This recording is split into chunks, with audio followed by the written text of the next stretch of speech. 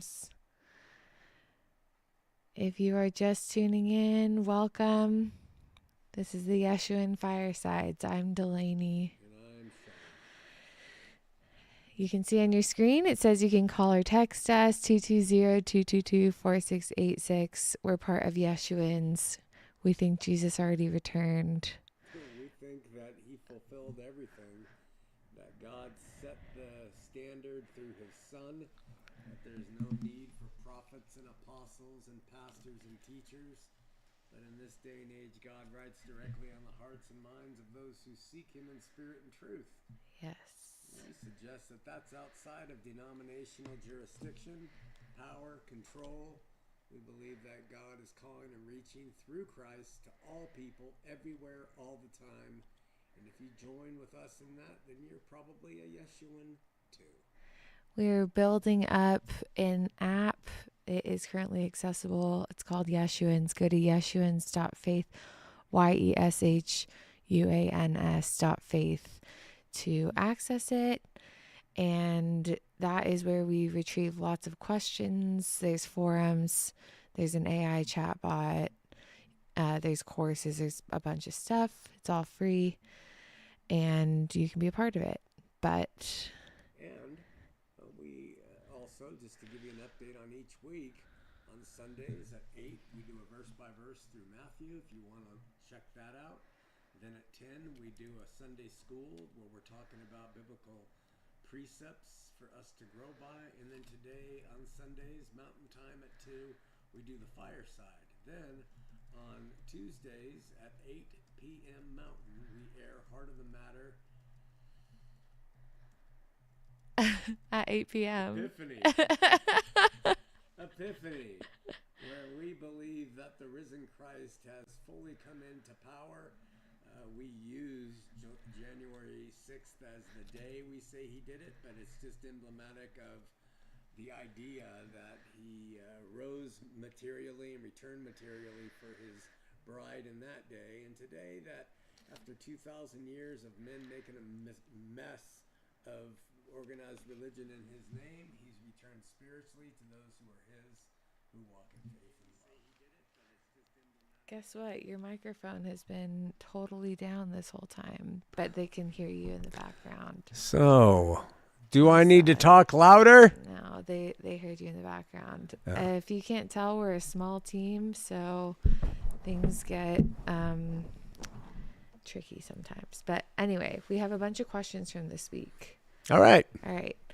Let's start with that one, actually. Someone wrote in the AI chatbot, what did Shawn announce on January 6th? Because they clearly didn't want to sit and watch a 2-hour episode. Hey, that's not fair. It's not fair. But you did announce, and you just said, you marked January 6th as the day, and maybe you don't want to answer it. Sure. And make them... We'll answer it. Okay. We essentially said that with historic Christianity celebrating 3 material events of Christ's life on January 6th, we are calling that his spiritual epiphany into the world today, that as the darkness grows around us and humanism in its darkest forms roil, we believe that the living God is rising up more powerfully in those people of faith. Mm-hmm. People of faith, not Christians only. Yeah. All people of faith. We could talk a lot about that. Yeah. But where Yeshua is or isn't needed in that. I've been thinking lately that, thank you, Sarah, who told us that the mic was down. I've been thinking lately that I think part of what we're saying is that where Yeshua is, or where love is, Yeshua is. I think that's another way of saying it. Sure.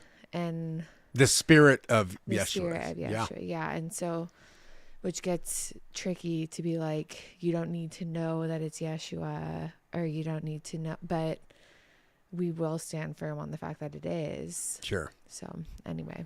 And we stand on the fact that someday we believe everybody will know that it's him. Right. So the details of how to dot the I or cross the T are not as important now as they were back in the apostolic record. Yes, that's the kind of the whole premise of Yeshuans, Yeah. actually.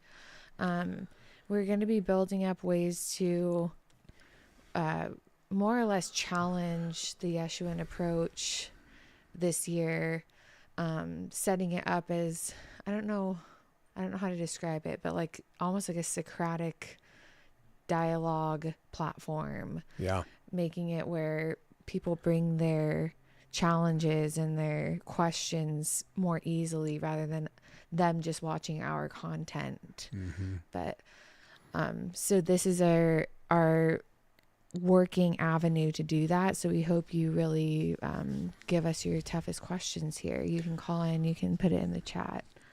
And there's a reason for that too. Is religion doesn't want to entertain questions. It wants to give you answers. Yeah. We want to entertain all questions as a means to keep what we are supposing to be alive, living, growing, changing, tested over time instead of a lockstep system of belief.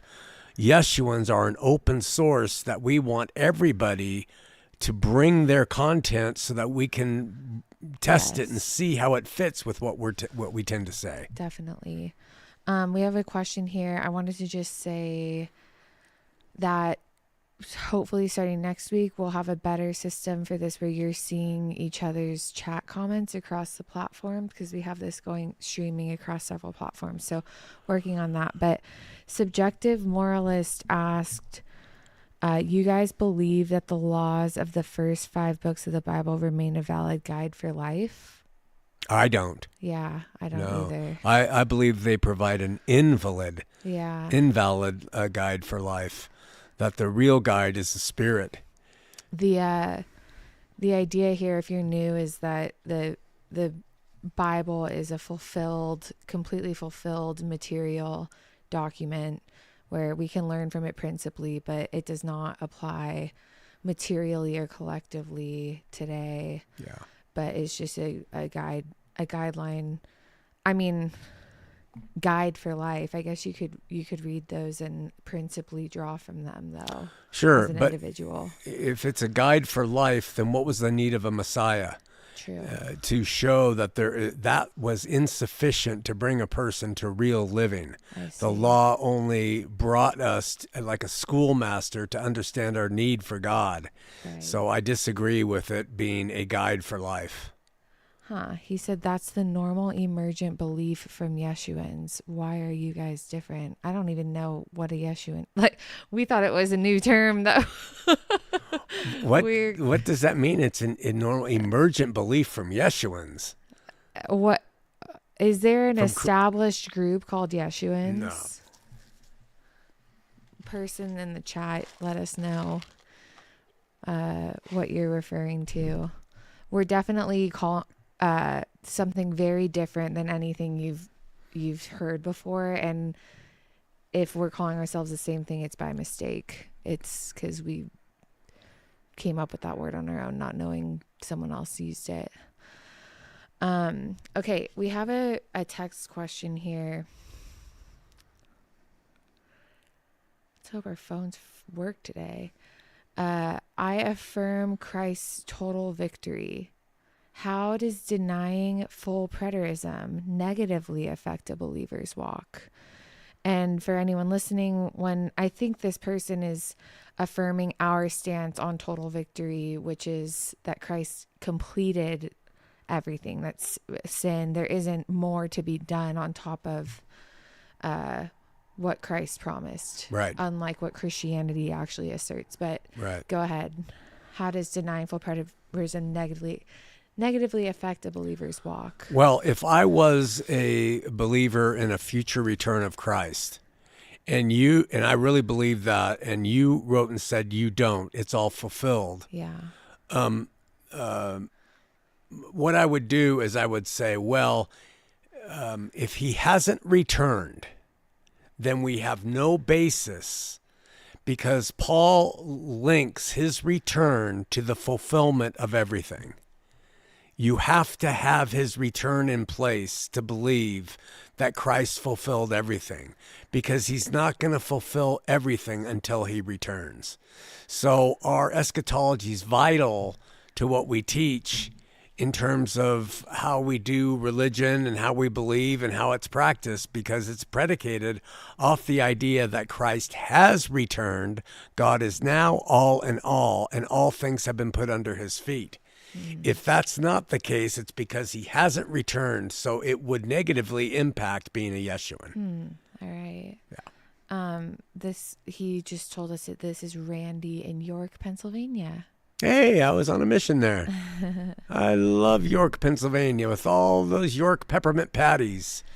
Subjective Moralist says the rough numbers show that there are 200,000 to 1.5 million people who call themselves Yeshuans worldwide. Is there like a link to on the internet that like describes? Is it because they're just using Jesus' real name? Because they're Jews? They're speaking Hebrew or something? No, because there's way more than that in the U.S. of Christians. Yeshuans? I don't know. Well, if there is, good job. You're calling them by the right name. Sure. We're not associated with them, just to simply answer your question, but I am But to curious hearken about- back to the basis of his question is, do we believe in the Pentateuch law? We Right. do not, because Paul said we're dead to the law. But clearly there's a group called Yeshuans that says that about themselves. And they sound like Messianic Jews. I see. Yeah. And if they believe I in, see. so that's how we're Yeah. getting confused. Well, That would make that's sense. Interesting. Yeah. That's not what we are, Yeah. but we welcome them. Thank you, York peppermint patty That- guy, Randy. Two separate people going on here. Oh. Just so you know, York, Randy in York is the one that asked denying full preterism, how that negatively affects a believer's walk. It also, I think it just limits their ability to Understand. live freely. Yeah. And Yeah. it doesn't limit God being able to speak with them or something. Not at all. But it just limits what they can really gain in this life. Yeah.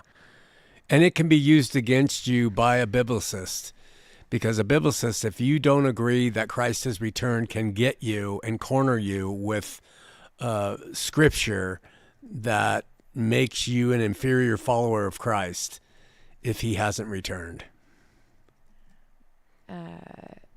Yeah, I'm answering Subjective Moralist. He said, Yeshuans is all over your screen. That's why I'm talking about that. I'm just saying that we came up with that term, or we thought we did. We are a very independent group. We don't know one other person that calls himself a Yeshuan. We thought we came up with that term. And Well- that's the name of our organization. Yeah. I'd like a Wikipedia link or something to know about this group or how you've learned about them. I'm pretty because- sure they're Messianic Jews. Why But- else would they use the name Yeshua and believe in the law? When I Google Yeshuans, there's a Facebook group. The Facebook group, my computer's going very slow. There's lots of rules written on it. Followers of Yeshua, the Messiah of the Bible, can come to fellowship, celebrate their faith, testify, request prayer, build the kingdom as one united body. No one associated with this page thinks they are Yeshua, the Messiah, but surrender to him. This is not a denomination. Even that's not us, but Good even for them. that isn't. Yeah, I've never heard of this group. So Shows you how much research we do into things. he says, well, I thought we did. I know, looked but it's into his name. stuff. It's a name. Yeah. I mean, there would be no reason why there wouldn't be people who want to call him by his name. Yeah. No, definitely. They're saying they'll find a link for what they're citing from. That would That's be kind of cool helpful. that he brought us to this knowledge. Yeah, that will be fascinating to see. once again, how we use a term that someone else has already stained. Yeah. Honestly. It is his name, though. But the Yeshuans Yeah. like to call, like, his name isn't Yeshuan. Yeah. It's Yeshua. Yeah. To call yourself a Yeshuan, it's not even in the Bible. Right. Like, it's Christian. They call themselves Christian. It's a very different. So I thought it was I see what you're saying. That makes sense. Hey, Hayden on Instagram. Good to see you. Okay, let's get back to... It's a common name given. It's one of the names given to Jesus in Genesis. Yeah, that is why we're calling ourselves that. Go to Yeshuans.faith. That's our website, and you'll see what we're trying to do here. It maybe it's not clear enough yet, but okay, some more questions here. So there's this one line of questions where the person said in 1 Timothy 6 verse 16, it talks about how no one has seen or can see God. John 1:18 says something similar. You read that today? Or no, 3:18 you read. However, in the Old Testament, it says that Moses sees God face to face. Is this not a contradiction? No. And it says, so if that's true, that Moses claiming to see God's face to face is a representation of God he was face to face with, could it stand to reason that Joseph Smith's first vision has any legitimacy by the same reasoning? It would if Joseph Smith said that all he saw were the attributes of God, his light, his glory, his power. Mm-hmm. But that's not what Joseph Smith said. He said he saw God in a body of flesh and bones as tangible as man's. Mm-hmm. And so he, by virtue of the way he defined his vision of God, puts himself in a realm way outside the biblical text. Mm-hmm. Yeah. Right. Also, from our position at least, there are ages across the Bible. So Moses was in an age and Joseph Smith is in an age. Right. And those have different implications on how God... Perhaps different rules. Maybe. Yeah. Maybe. That all this is not a for sure, but what we're going off of. Okay. But I don't see those as contradictory. Yeah. No. Okay. Sifting through comments. Does the Mormon Church teach that God's love is unconditional? No. The Mormons teach his love is entirely conditional. I could probably bring up an apostle even saying that, and it may have been Packard who said it back in the day, but it was an apostle.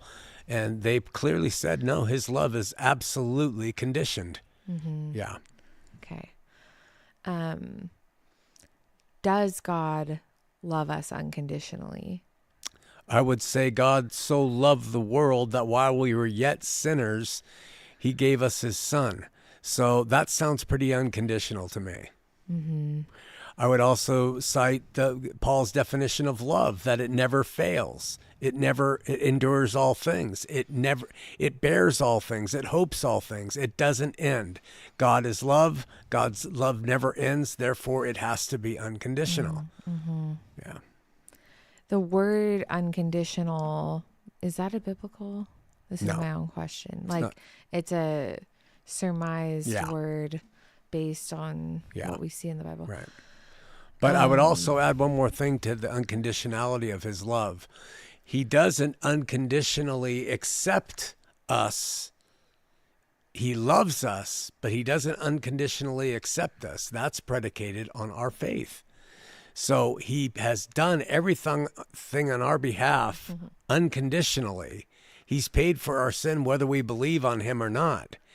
All of it. But it's still predicated on you deciding you will have faith in him. Uh-huh. If you don't, he says, that's okay. I love you and I'm calling to you, but you aren't qualified because I'm only pleased by faith. Yeah. There's so much that can be talked about with that because it seems like he does accept. It's just that he lets us choose. Yeah. So he's doing the accepting. Yeah. But we don't want it. Right. Necessarily. We're doing the rejecting. Yeah. We are saying we will not. Yeah. Yeah. Would you agree on that? Yeah. Okay. Subjective moralists. Do you guys believe the flood story is real? If so, is your view it was a local flood or a worldwide flood?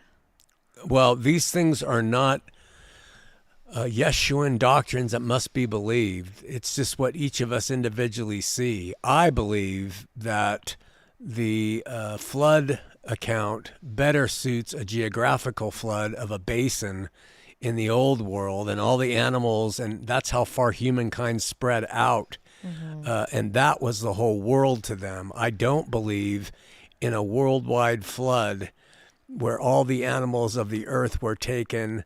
Pangea was torn apart by the flood. The ark rested on Mount Ararat, and then all the animals went back to their different countries. I do not believe that. Yeah.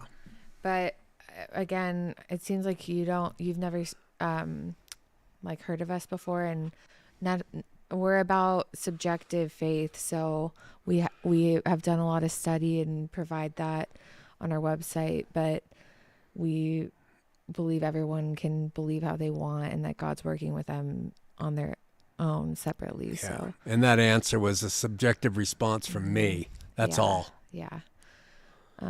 If you're saying that each person gets to believe what they will, how can a person truly know what is real or not? This sounds more subjective than objective truth. Yeah, well, we believe in and teach from a position of there being objective truth, but the owner and operator of it's God. We are not God, so we see through a glass darkly. We don't understand things perfectly, so our interpretation of His objective truth is very subjective. Your version of what you believe is different than mine. And that is always going to be the case because we're all so different from different everything. Yeah. We are different. So it has to be subjective. The way you distinguish between what is right and what is wrong is by the fruit it produces. If the fruit is not love, then you're probably subjectively interpreting something about God wrongly. Yeah, that they say thanks for engaging. I'm genuinely curious, and that's what this is for. We're really happy for the questions, so thank you for it. The thing that's really hard about what we're trying to articulate that gets lost in like maybe just contemporary like ways of thinking is that we maintain both, that objective truth is there and that we will not access it completely as individuals, and that's where subjectivity comes in. And God contains that objective truth and is working with individuals at very different time scales and circumstances to make that known, and that there will never be a collective way to articulate that or systematize it or anything. So that's where we're at. Sarah chimed in and said, people already believe what they will. I think the difference here is no one is demanding people conform to a certain group or person's beliefs. Yeah, Amen. That is the hope.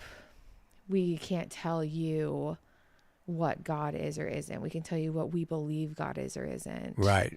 Which there's a always big may or may be difference. wrong and is always subject to change. Yeah. Knowledge versus faith. All right. Again, if you're new, if you're just logging on, you can call or chat 220-222-4686. Visit Yeshuans.faith to learn more about us. But I'm going to keep going with some questions on that line of thinking from the person about unconditional love. They asked, very nuanced, slightly different questions. So does agape love mean unconditional love? Agape love, when you look at the through line of Scripture, is selfless, sacrificial, and unconditional. So then agape love is unconditional love. Is that the question? Yeah, Yeah. I think it is. Yeah. But that is something that we assert, like It's not literally in the Bible. It's not literally verbatim in the Bible, but it is in the Yeah. Bible through very minor asking questions about what the Bible says. But we'll also say the Trinity is not in the Bible, but I don't think that is a reason to discount the Trinity. But I also don't think it's a reason to, we don't think the Trinity is true. right. But the first argument against it isn't, it's not in the Bible, because Right. we say things also that aren't in the Bible. Well, the difference between making that comparison to the Trinity and to love is that love is defined by the Bible. The Trinity is not defined by the Bible.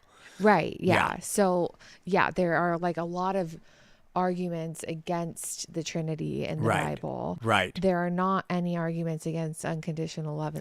People would argue there are. Yeah, they though. would. They would say sharing the truth Yes. is a form of unconditional Yeah. love. But the way you do it is what we're talking about, not the act of doing. Yeah. Yeah, it's the way, and it's Yeah. patient, kind, long-suffering. All those things are the depictions of unconditional agape love.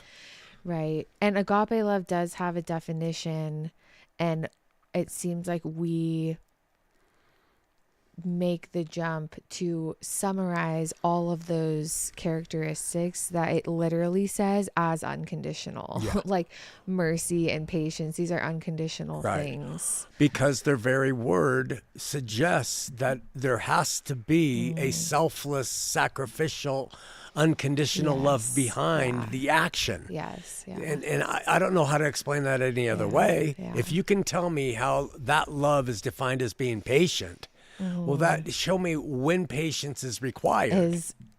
Patience is when there is not a condition on it. That's- If there were conditions, it wouldn't be patient. Right. Yeah. So they keep going. Is it possible for humans to practice agape love? Absolutely. Yeah. Yeah. It's when you do what God says, whether you feel it, Yeah. want to do it, or not. I would go as far as to say you might not even know God is saying it, You might not. but that compulsion to show agape love Yeah. is God Yeah. for us. Yeah. And like in a non-religious setting, Victor Hugo, here's the interesting thing about like creators of godly things through human ways. Victor Hugo was a whoremonger. It's like all the whorehouses in France shut down the day they celebrated his death. He was known to be there, but he wrote a book called Les Miserables where he typifies the love of God in a way that transcends biblical knowledge. What was it? It's when Jean Valjean actually stole silver from the priest. And the priest, when Jean Valjean was brought to his house by the police to be indicted, the priest says, here's more silver. You forgot to take what else I gave you. Yeah. So the priest showed mercy in the face of being wronged. That is agape love. Yes. Yeah. Okay. Subjective moralist, to shift real fast. Can you give me an objective truth that is mind independent while also being demonstrable in reality we live in? Mind independent, but also is demonstrable in the reality that we live in. Mind independent. So, outside of someone's perception, outside of subjectivity. Isn't he saying inside? Mind independent. Oh, it's not mind dependent would be Subjective. It's based off our mind, yeah. right? So independent of the mind. Yeah, I can give you one. What is that? If you have your head removed from your body, you will cease to live. Material laws. That's a material Yeah. law. You separate the head from the body, you will, without any connection, you cease to live. Let us know if we're reading your question right. But Yeah. See if that holds water. you think that's an objective truth? I think that's an objective truth because I don't see how my mind can redefine it any way. And I mean, materially live. Yeah. Yeah. We articulate that that's what religion, how we are separate from a religious group is that religion will assert those sort of material objective truths onto God. And we aren't saying that here. We're saying that is this world. That is how this world functions. And it's this independent thing from what God is doing with us individually.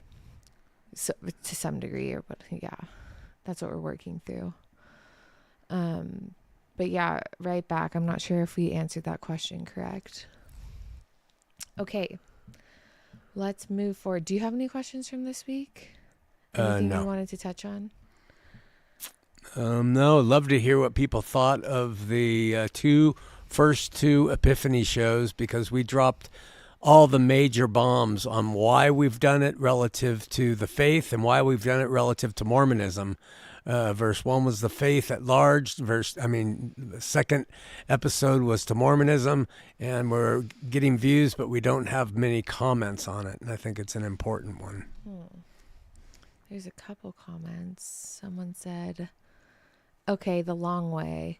Where is Yeshua in heaven? Okay, where is heaven within you? Actually, Christ said the kingdom of heaven. The kingdom is within you, not heaven itself. Yeah. So, but I like that comment, I guess. Yeah.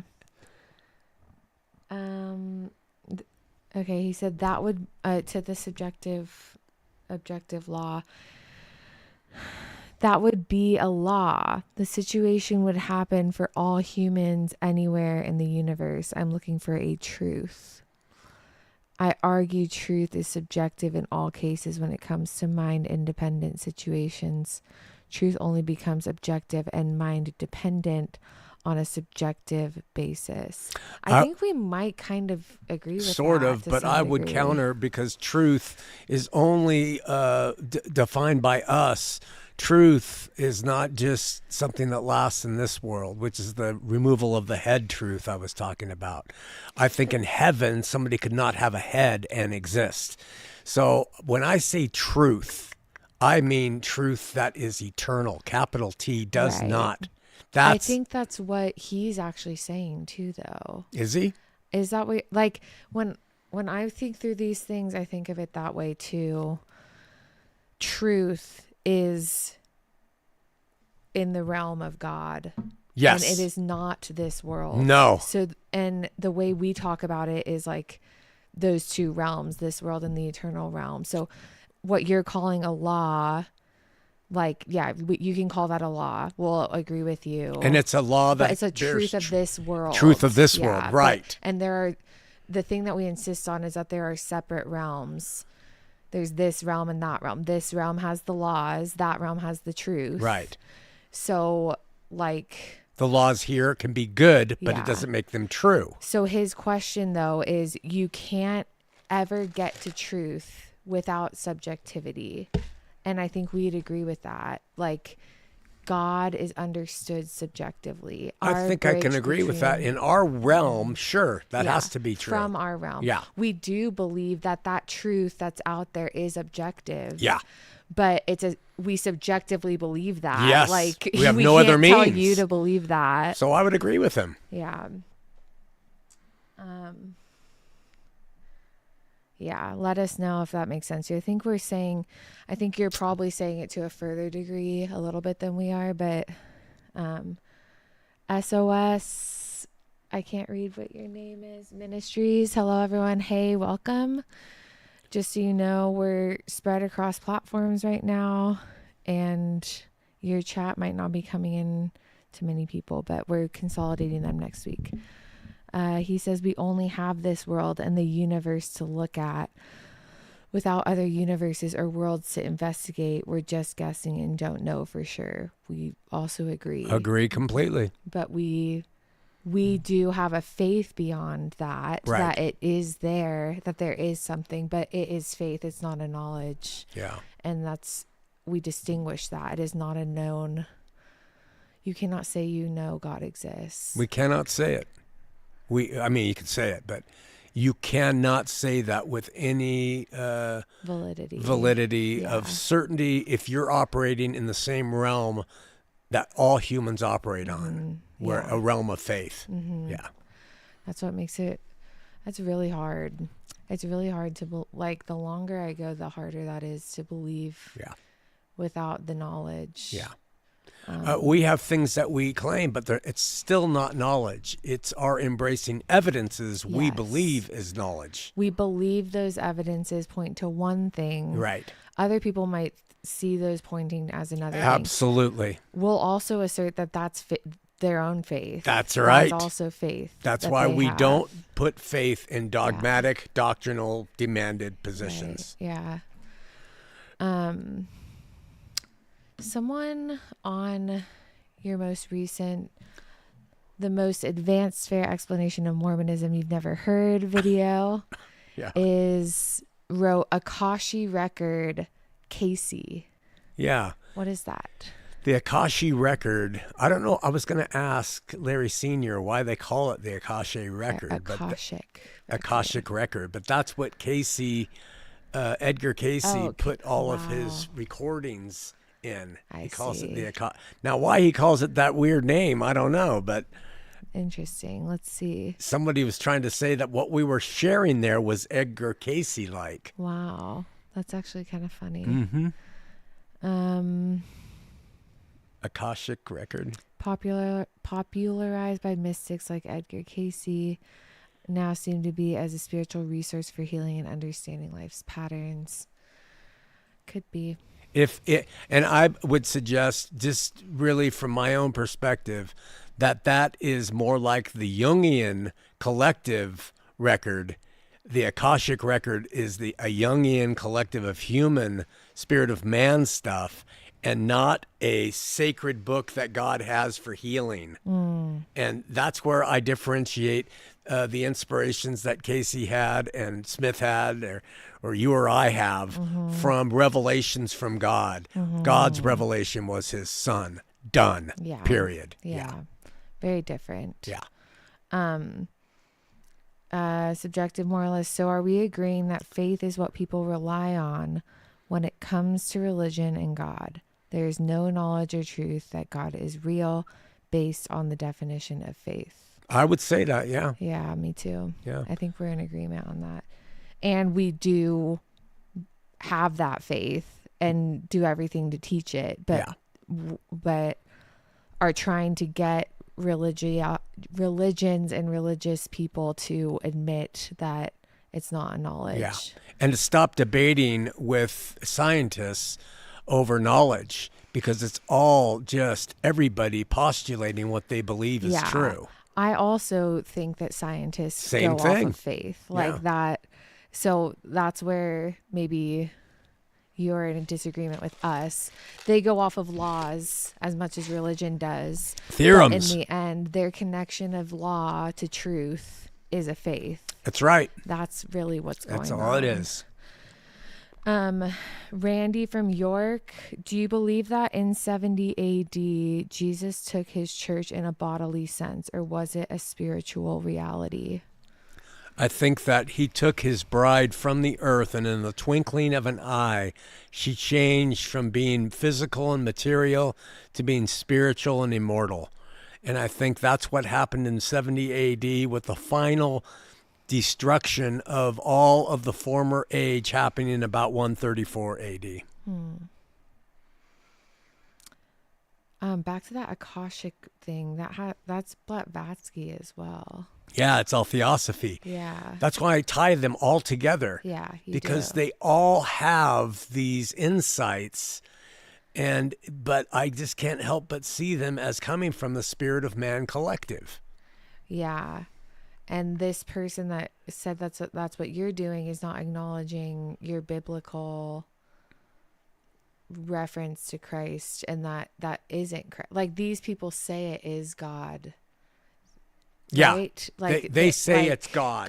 Like that's Casey says it's God doing these things. You're like, it's not God. No, it's this I'm world. saying it's our Spirit of Man, which is really powerful. We're made in God's image. We have imagination. We have the living zeitgeist, world geist that we operate by. And these people like Casey and like Blavatsky and Jung and all of them, Smith, they had access to the Spirit of Man in the metaphysical sense. Yeah. And it's trippy. Yeah. that's how you would distinguish yourself from from religion and from mystics, is that they all say it's God. Yeah. And you're like, it's not God. Yeah, that is what's radical about this. Yeah. I think that person commenting also is saying that's what Mormonism is. Oh. I don't see them saying that's what you are. Yeah. Because we're saying it's the most advanced, fair explanation of Mormonism. It's like a Kashi record. Like, Oh, okay. Like, okay. They're just doing, Joseph Smith's doing what But those nobody is mystics bringing did. this out in terms of Mormonism. They're trying to say he was a prophet of God.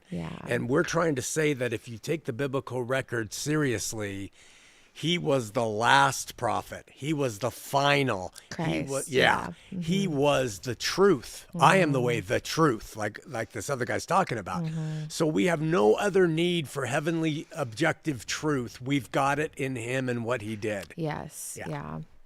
Okay. Okay, you answered Randy's question on the spiritual or body resurrection, or took his church. Yeah, I answered it, I think. Okay. Sorry, I'm doing too many things at once. And I would tell Randy that from that point forward, everybody who dies experiences their own spiritual transformation, from going from the material, which goes into the ground, to the spiritual regeneration, which God gives them. Mm-hmm. So there's no more waiting judgment. It happens immediately at death. Okay.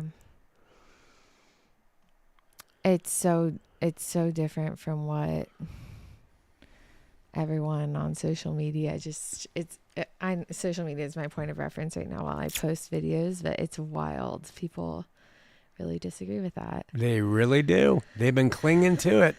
But if they want to take the Bible, it can't happen till he returns. And there's a whole bunch of wiggle woggle in that. Yeah. Okay. We have 17 minutes left. If you want to call in, you can. 220-222-4686 or HOTM.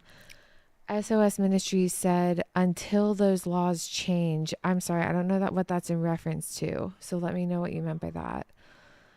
Do you recall until those laws change? The laws of Deuteronomy? The Ten Commandments? No, it was later. I don't know. Let us know what you meant by that, what that was in reference to. Okay.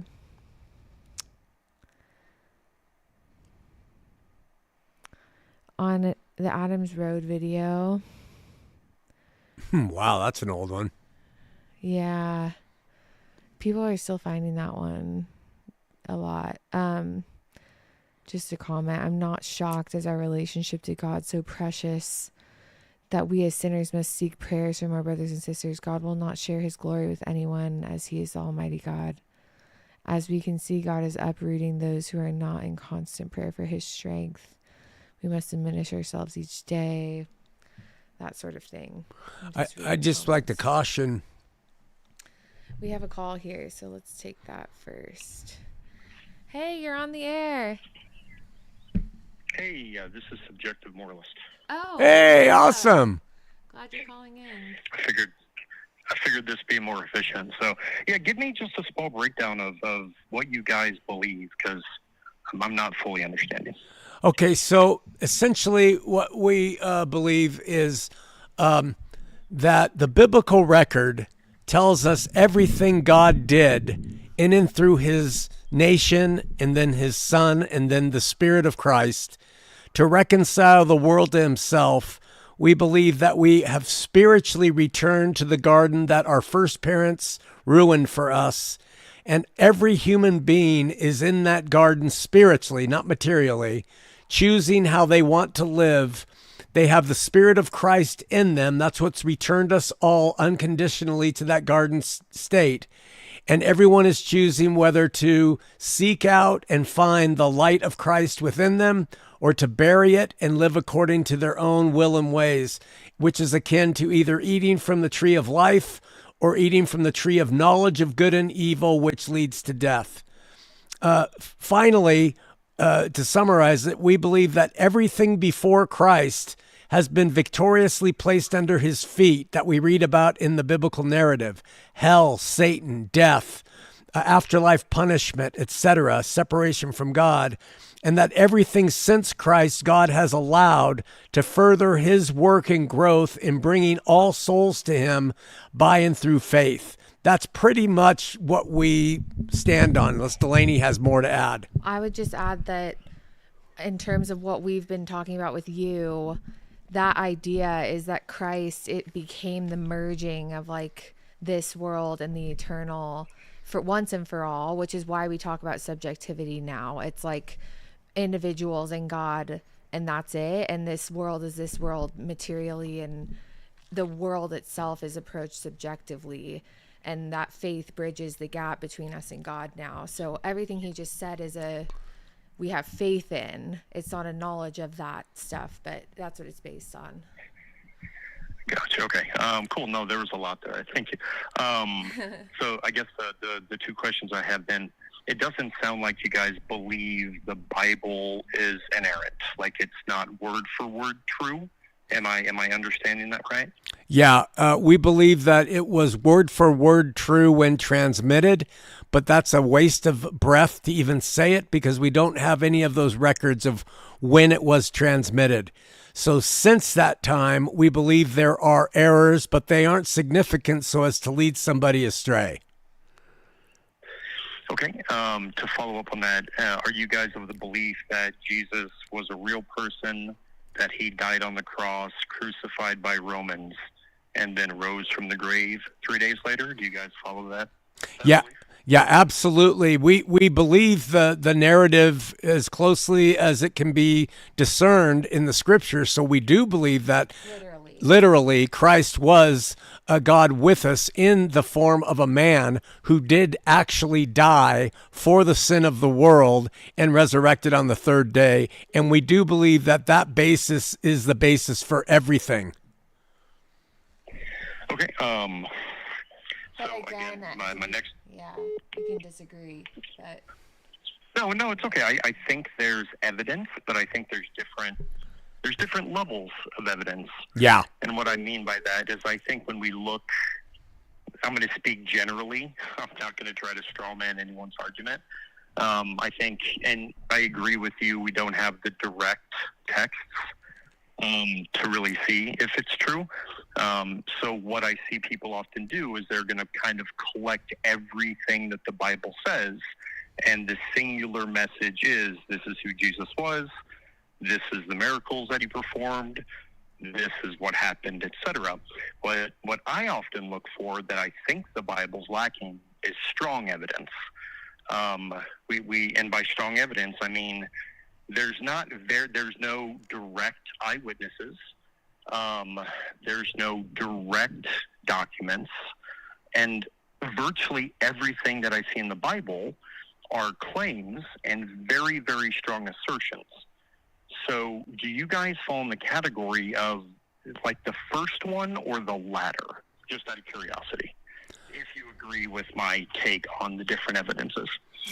Yeah, I think you're right on the different evidences. And I believe that evidences kind of unfold on us depending on our mindset and what we are seeking to find. Therefore, we get what we want. So I think that those who find a lot of evidences and they call it knowledge from the Bible, that's what they're seeking for and that's what they want. Other people who have more scrutiny and are testing it a little differently, the same. I actually literally believe we are all independently seeking God in the way that we want and are finding what we want, and we will be held accountable for those answers. All right, perfect. My last question then would be, so if I understood everything you said, and one of the last things you said were it's people, their mind states, what they're searching for, the state of mind that they're in. If it's contingent on that, and it's up to all of us to kind of go down those roads, it kind of goes back to the question I asked in chat. Like, how do we know? Like, I know we kind of say we don't know, but some of us hear messages. Some of us don't. Some of us get revelations. Some of us don't. Some of us become Muslim, Buddhists. And I think what you guys were saying to tie it all together was all of these people kind of get us to God, but then I hear you guys referencing it back to the Bible, which is an indicator of the Abrahamic religion or Christ. So here's where I kind of get lost on it. So if you could just help me with that, that would be great. Yeah. The way we see it is in and through what we believe, again, we believe, is the evidence through the scriptural narrative that Christ had the victory to the point that even before he ascended, he said, all power has been given to me in heaven and earth. We take that on faith that it was true. And therefore, and then we base everything else off those declarations being true. And we suggest that in his victory, he has allowed all other things to prosper by and through his power, though decorated in different ascended masters and different people. So if Hinduism leads a Hindu to faith in a higher power, a God, and it leads them to love as Christ taught, that means selflessly, sacrificially, and unconditionally, we see them as having the spirit of the victorious Christ and their dogmas and their doctrines not mattering in the least. One more question just popped up because what you said just resonated me when I stopped being a follower of any faith. So I'm a skeptic. I'm an atheist agnostic. I ask questions. I'm curious about everything. So the question I have then now, based on what you said, is me as a skeptic. It sounds like I can do everything that you guys do, or Christian, or another Christian, or whomever. What makes it to where I need a faith of some sort to get to this eternity based on your beliefs? Okay. It sounds like I can do everything you guys do, but not have faith. You can, and that's just such an insightful question. See, the way we say it is without really recognizing or discovering, and we could be wrong on this, the Spirit of Christ in us, you, whether you believe or not, me, believe or not, in us. That Spirit teaches us how to love in ways that transcend our flesh. So as an atheist or a Christian or a Buddhist, we can only love insofar as our flesh will let us. But if and when we come to acquiesce our will in ways which are broken to his ways, which by the Spirit are profoundly loving in a selfless, sacrificial, and unconditional way, that is how you'll know whether you accept him by faith or not, if he's in you, that you love as he did. So that's what I say to anybody who claims anything about truth or knowledge or wisdom or God. How do you love? What do you do if someone punches your mom in the face? What do you do if someone rips you off in business and makes you close your industry? How do you respond to that in your heart? And it's by the heart angle that I assess other people's stated faith. It's not by their doctrines or dogmas, rejection of God or acceptance of God. It's by their love. So if I were to, let's say, going off your examples, I would argue like the average person, and not to get into like the neurology behind it, but if I saw a child being harmed or a dog being harmed, I think it's instilled in us. Some people will call it God. I think I can explain it through evolution. But I think generally speaking, when we see well-being being reduced in another human being, I argue it doesn't take a belief in a deity. It's in us. Like, we know what it's like to be hungry. So if I see someone else hungry, if I feed them, it's me increasing the well-being, and that can go across any sort of animal or anything. And if that's the case, I would say that you would say you're making that choice. And I would say if you have a love that transcends your flesh, your will, your desires, I would say that's God. We can disagree. You can say I interpret it as myself making the decision through evolutionary processes. I'm not going to be your judge. I don't care what your claims are. They may be true. So for me... You call it altruism? No, I wouldn't call it altruism because what the kind of love we're talking about is not empathetic love that when you see an animal getting hurt, you can identify with it. We're talking about having mercy on things that do not deserve your mercy. And I think the reason they that's altruism. Like altruism is us sacrificing part of ourselves for the betterment of something else. That's us saying, okay, like if this isn't going to benefit me, like I'm going to do for like my wife is sick or let's say my wife, I don't know, you get the example. I do. And I don't want to belabor this or go in circles on it. No. I think this is, so. We think you're right, but you've labeled it altruism. We've labeled it agape love. You've labeled it something that humans are capable of doing, and they are, but I'm saying that humans have a limit to it, and I'm saying Christ in his love giving his life for something lesser because his life was worth so much more. That was the ultimate altruistic act. So you can call it altruism, but I call it the Spirit of Christ that took me, who would rejoice and laugh at a dog being beaten before. You see, we're not all like you. I wouldn't care if a dog was being beaten, but it was in and through the different change that I occurred when I discovered Christ in me that enabled me to see his love for me first, and therefore the necessity for his love to come out from me now as a disciple. But I agree with you, brother. You might have that without him. And he even said, I didn't come for the healthy. I came for the weak.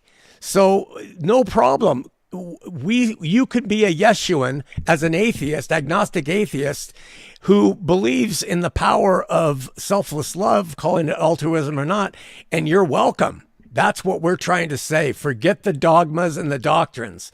We want people who are looking in faith and love. You might not fit the faith part, but you do the love, apparently.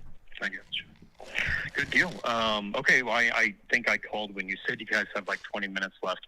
I'd love to call back the next time you guys are doing a show if I'm welcome back to call. Love it. If that's okay, when's the next time you guys always we do this? From now on we will be doing this every Sunday at 2 p.m. Mountain Time. We're in Utah. So this same time every Sunday. And we welcome this kind of dialogue. We especially want people who differ with us and bring something new so that we can sharpen our stuff and change our stuff where it proves to be wrong. All right. Well, I will call next week. I appreciate your engagement and your time. It was awesome. Thank you. Thank you so much. Okay, bye. Bye. You guys have a good day. We had another call in that time. So we can take your call if you call back right now. I feel bad. We've got a few minutes. We can go a little bit longer. Yeah. Because calls are worth their weight in gold. Yeah. Thank you, kind. I don't even know. Did we get his name? No, he gave us his Subjective title. Moralist. We'll call you that. Thank you for. Let's just call him the moralist. Is that what it is? Subjective moralist. Subjective moralist. Yeah. I really do like that. And someone said really good questions, and I agree. That was really helpful. We got one text question here. Hey, so with the change in age, if you made a list of the 7 deadly sins for women, what would they be? Like, I just don't see your average woman struggling with lust or greed, et cetera, et cetera. I definitely struggle with lust and greed in my own ways. Well, there you go. Why would women I think they be? manifest different. Are you talking just about gender differences? Yeah, like women have struggles with. Maybe. I mean, lust isn't always necessarily sexual. Sexual. It can be for the things of this world, yeah. Materialism. Mm-hmm. I don't know. It seems like a subjective moralist is Jason. Nice to meet you, Jason. All right. Well, anyway, to answer the question, if you made a list of the 7 deadly sins for women, is there a... I don't think I could do... I think I could do 7 deadly sins for humans. Yeah. Because men and women, we're very much alike and we're very different, but it's predicated on how we're made up. Yeah. Yeah. But you do identify a shift of masculine to feminine. So does that have any implications? Well, if you want to break it down in terms of masculine and feminine traits, and therefore what traits men and women need to work on in a general sense, masculine men need to work on their sexual lust, their lust for war, argument, power, dominion, control, mansplaining, arrogance, all of that, things of this world. Women seem to need to deal more with things like envy. Just seem to. It's funny. I, as a woman, I guess I see all this 7 deadly sins as applicable, but just in different contexts. Ways. Yeah. Like women will want the admiration and attention of as many men as they can possibly get, whether they're married or not. Like they want all men. They want to be the one that every man likes. You know, that's a greedy kind of. It's so funny, but that is thing. so true that a woman wants attention. Yes, attention. Like attention is great. Like those are. And men want it's respect.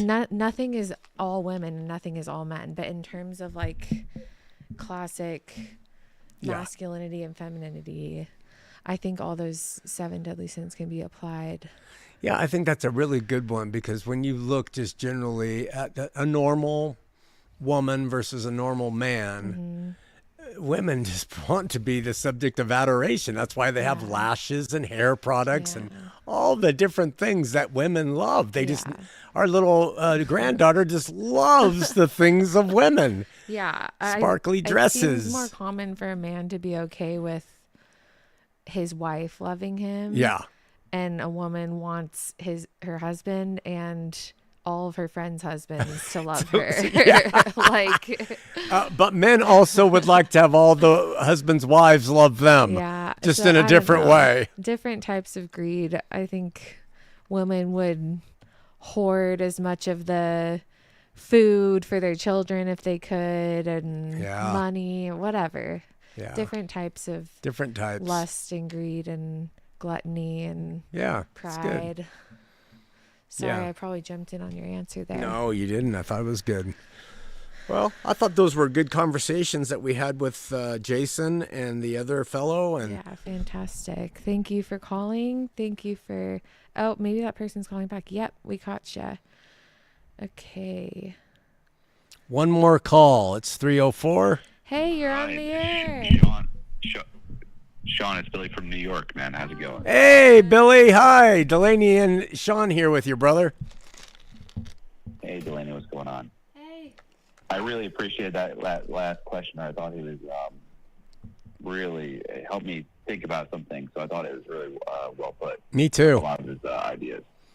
And it kind of helped maybe articulate some of the ways I'm trying to think about this. And so my question for you is, like, if you have an atheist worldview and you have the Yeshuan worldview, and both are able to accomplish the same things per se, they both have like similar explanatory power, what would make someone go say, you know what, I should be a Yeshuan rather than an atheist?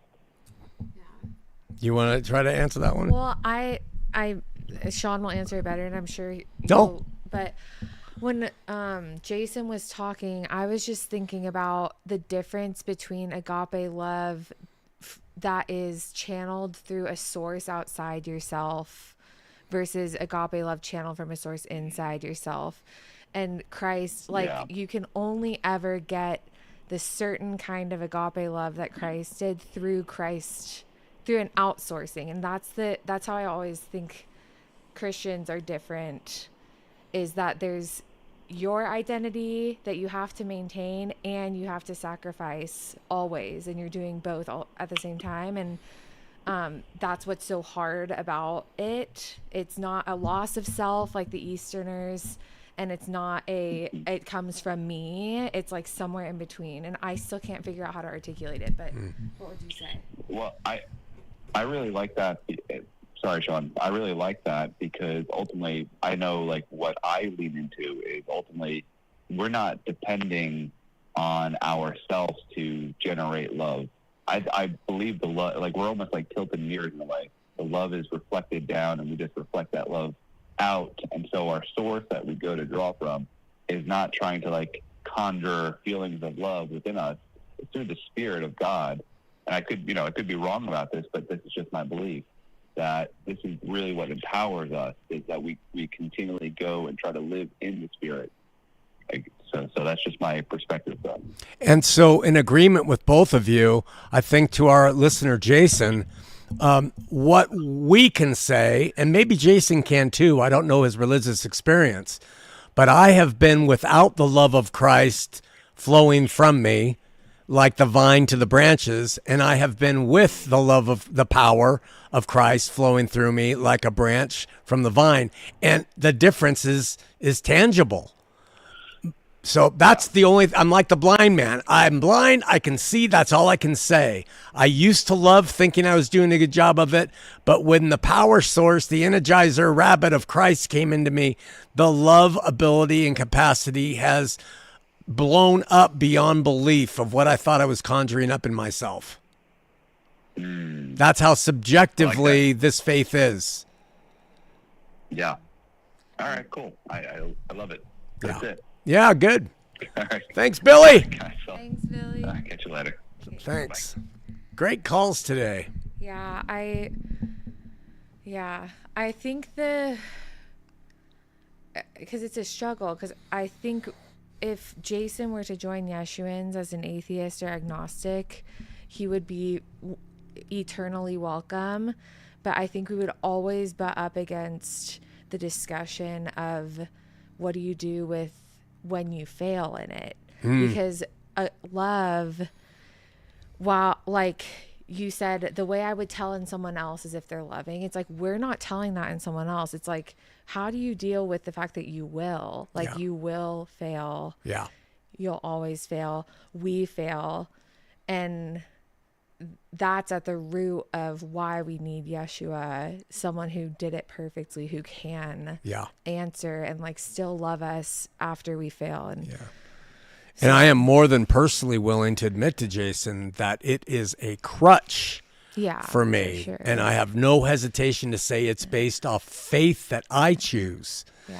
So I am not going to ever claim that he has an inferior approach because it's his approach and it's between him and his maker or non-maker. Yeah. And our job is to only love him as he is. It's not to convince him. And the world and we are not changed eternally by doing that love. No. Like altruism is a law where like you cannot be altruistic and you're failing to live up to that law.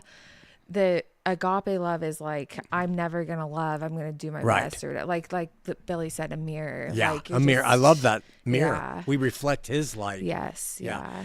And part of that problem is when we don't, then what comes into our minds from what I've experienced is pride. Mm-hmm. Yeah, that's what at the root of it is humility, which is where we come to the Yeshuan definition is humility, because it's not you're not the source. Right. That's what humility is. And Jason might say, well, that's altruism, that's myth making, and that's fantasy. Well, that's fine. Yeah. It's fine. Yeah. To me, it does make a difference conceptualizing it.